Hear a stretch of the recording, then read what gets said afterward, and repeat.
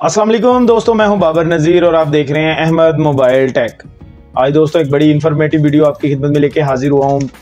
Token tax का आजकल बहुत मसला चल रहा है। पहले टोकन टैक्स पे करने के लिए आपको जीपीओ जाना पड़ता था या आपको बैंक ऐप की भी यूज़ करने की ज़रूरत पड़ती थी, लेकिन अब बड़ा सिंपल हो गया है टोकन टैक्स को पे करना। किसी के पास जाने की ज़रूरत नहीं। पाकिस्तान हो या आप कहीं भी बैठे हो, आउट ऑफ सिटी हो, आप ऑनलाइन अपना टोकन घर बैठे पे कर सकते हैं। बहुत ही आसान तरीका है, बहुत ही ईजी है।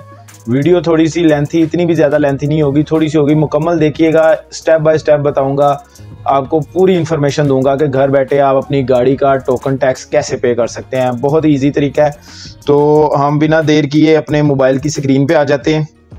तो सबसे पहले आजकल जो है ना, हमें गवर्नमेंट की तरफ से जो गवर्नमेंट की ऐप है ई सहूलत, उसका हमें प्ले स्टोर पे आपको वो ऐप मिल जाएगी। मैं उसका आइकन भी इधर शो कर दूंगा। प्ले स्टोर पे जाएंगे, आपको वो ऐप आसानी से प्ले स्टोर पे मिल जाएगी।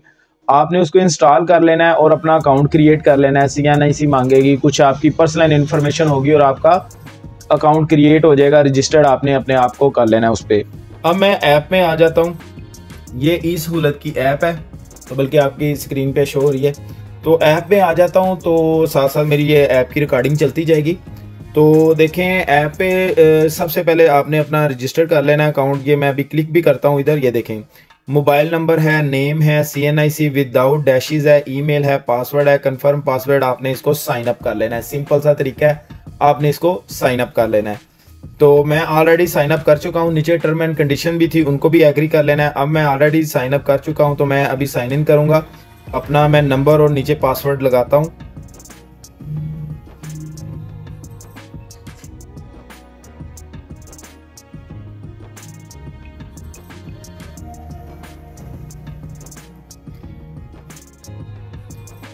जी, मैंने साइन इन कर लिया। बाज़ दफ़ा वन टाइम पासवर्ड भी आ जाता है, तो वो कोई भी कोड आएगा, वो आप किसी मोबाइल में होगी, तो वो कोड आपने लगा के इसको ओपन कर लेना है।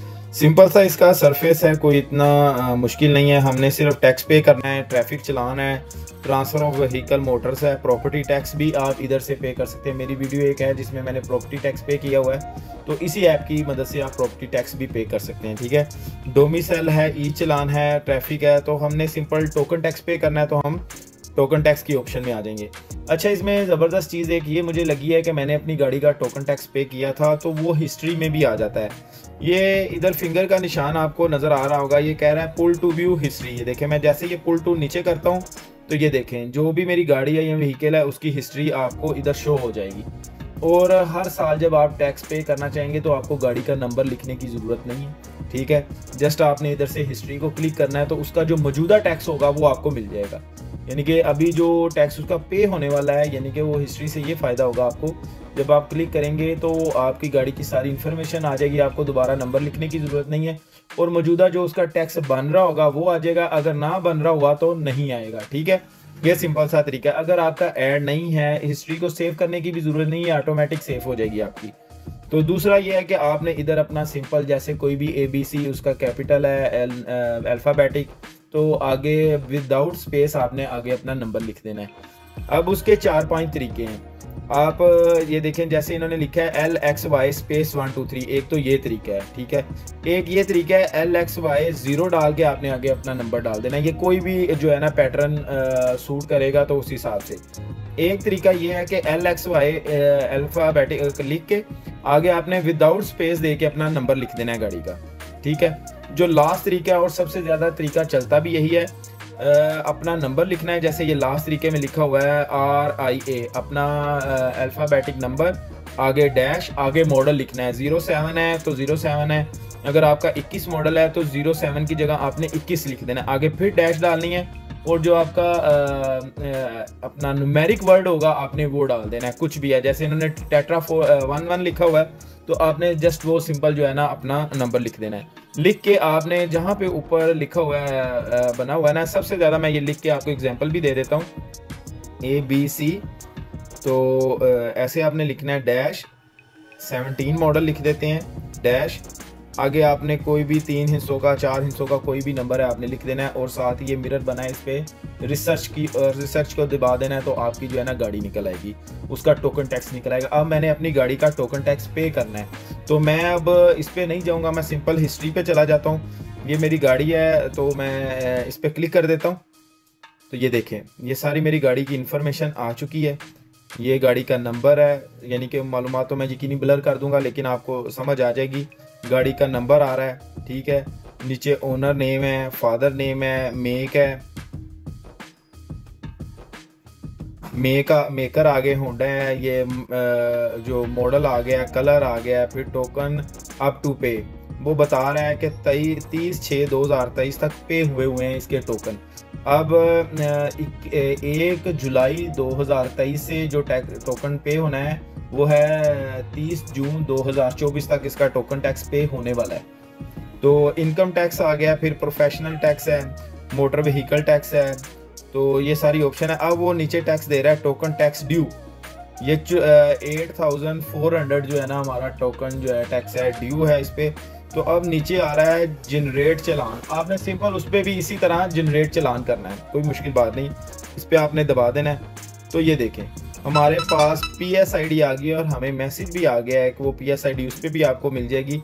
ये हमें इसने एक PSID दे दिया और ये भी बता दिया है कि ये जो PSID है ना 13/11/2023 तक वैलिड है, यानी कि अप्रोक्सीमेटली 10 डेज़ के लिए ये आपकी 10 से 11 डेज़ के लिए ये वैलिड है आपकी PSID।